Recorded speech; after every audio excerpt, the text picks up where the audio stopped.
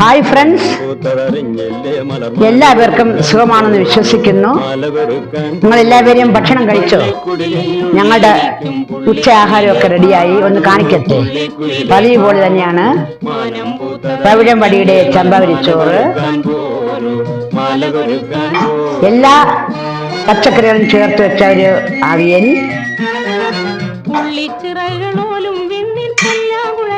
അച്ചിങ്ങ പയർ മെഴുക്ക് പുരട്ടി, ചെറിയ ഉള്ളിയും ഇഞ്ചിയും വെളുത്തുള്ളിയൊക്കെ ചതച്ചിട്ട് വെച്ച ഒരു സൂപ്പർ മെഴുക്ക് പുരട്ടി, നാടൻ തക്കാളി രസം. ഇന്നലത്തെ മത്സ്യമാണെങ്കിൽ ഞങ്ങളുടെ നാട്ടിൽ വാള മീനെന്ന് പറയും. നല്ല ഫ്രഷ് വാള കിട്ടി. അതിനെ മുളകും മല്ലിയും മാത്രം ചൂടാക്കി